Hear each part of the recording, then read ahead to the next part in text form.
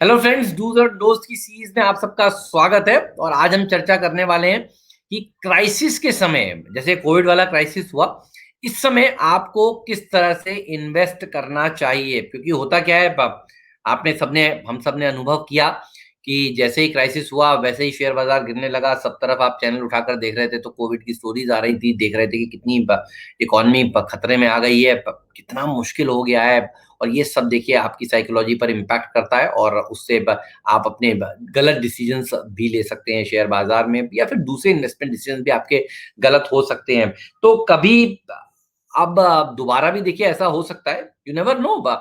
तो आपको करना क्या चाहिए, कभी भी कोई शेयर बाजार में शार्प फॉल आए तो देखिए आपको बिल्कुल भी घबराना नहीं चाहिए। आप फर्स्ट टाइमर हैं, आप घबरा सकते हैं, लेकिन अगर आप सीजन है तो शायद आप नहीं घबराएं।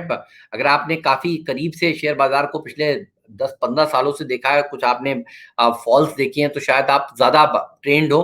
जैसे कहते हैं ना, अगर आप अचानक से पिच पर पहली बार बल्ला लेकर उतरे हैं तो गेंद जोर से आए तो आप बोल्ड हो सकते हैं, लेकिन आप कई बार गेंद खेल चुके हो तो आपको पता है कि फास्ट बॉल को किस तरह से खेलना है, स्लो बॉल को किस तरह से खेलना है, स्पिन को किस तरह से खेलना है। तो देखिए, ऐसे ही शेयर बाजार में कभी क्राइसिस आए तो आपको क्या करना है और क्या नहीं करना है, ये आपको पता होना चाहिए। सबसे पहले उस क्राइसिस को आप खत्म होने दें, उसके बाद ही कोई डिसीजन लें। अगर आप उस क्राइसिस के दौरान डिसीजन लेंगे तो वो डिसीजन आपका गलत हो सकता है। कई लोगों ने देखिए मार्च के लोज में शेयर बेच दिए, तभी तो शेयर बाजार में लोअर सर्किट लगा, सब लोग एक साथ बेच रहे थे। उसके बाद हुआ क्या, बाजार वहां से मूव कर गया। तो आप ये समझ लीजिए, उस क्राइसिस के, उस तूफान के थमने का इंतजार करें। आप मुझे बताइए, कोई बहुत बड़ा तूफान आता है, बिजली कड़कती है, बहुत बारिश हो रही होती है, क्या आप घर के बाहर निकलते हैं? नहीं निकलते। आप इंतजार करते हैं कि ये बारिश रुक जाए, ये तूफान थम जाए, और उसके बाद हम अपनी गाड़ी लेके निकले हैं घूमने के लिए, है ना? ऐसा तो होता नहीं है कि आप गाड़ी लेके चल दें, बोले अब तूफान शुरू हुआ है, चलिए अपनी गाड़ी निकाल लेते हैं। ऐसा नहीं होता। तो शेयर बाजार में भी ऐसा ही करिए, अपने इन्वेस्टमेंट के साथ ही ऐसा करिए कि जब ये तूफान, ये क्राइसिस या कोई भी क्राइसिस आए, जब तक ये रुक नहीं जाए तब तक आप कसम खाइए, आप कोई डिसीजन नहीं लेंगे। जो आपने इन्वेस्टमेंट वाला डिसीजन ले रखा है, मैं उसकी बात कर रहा हूँ इस समय, तो उसको रुकने दीजिए, थमने दीजिए, और उसके बाद आप अपना डिसीजन लिए ठंडे दिमाग से। ये आपको रणनीति पैसा बनाकर आपका देगी और पैसा बचाकर आपको देगी। तो आप कहेंगे कि मैं उस समय फिर करूं क्या? भाई सब जगह शोर है, मैं करूं क्या? अपने आप को कैसे बचाऊं इस चीज से? देखिए, आपको क्या करना है उस समय, आपको देखना है अपने कैश फ्लोज।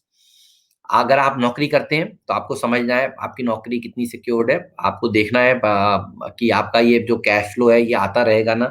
आपको अपने एक्सपेंसेस जो आपके काबू में है उनको कम करना है, और आपको अपने पोर्टफोलियो को रिव्यू करना है। आपको देखना है कि आपका पोर्टफोलियो जो बना हुआ है ये नई परिस्थिति के हिसाब से कितना सही है, और अगर ये जब तूफान थमता है मैं अपने पोर्टफोलियो में क्या चेंजेस करूं। आपको तुरंत के तुरंत तो कुछ भी नहीं करना है, ये आप सोच लीजिए। अगर आप ये अमल कर पाएंगे तो आप अपने आप को नहीं कोसेंगे जब ये क्राइसिस खत्म हो जाएगा। लोग क्या करते हैं कि पैनिक करते हैं। लोग फटाफट डिसीजन लेने की सोचते हैं, और सोचते हैं मैं फास्ट डिसीजन लूंगा तो शायद ज्यादा स्मार्ट होऊंगा। लेकिन ये देखिए, फियर होता है दरअसल जो आपको ये कराता है। तो शेयर बाजार में देखिए, फियर और ग्रीड, ये दो चीजें हैं जिसको अगर आपने काबू में कर लिया तो आप माला माल हो सकते हैं। तो इसलिए अगर कभी कुछ क्राइसिस हो तो आपको बस शांत बैठना है। ये एक सबसे सरल और सबसे महत्वपूर्ण रणनीति है जिसको आप लोगों को प्रैक्टिस कर लेना है। ये कभी कभी होता है, आप देखते हैं अमेरिका के बाजार भी बहुत जोर से गिर जाते हैं, आप सब घबरा जाते हैं, आप कहते हैं अरे आज ही बेच दो यार, ये बढ़िया शेयर है तो क्या हुआ। नहीं, ये बिल्कुल भी ना करें।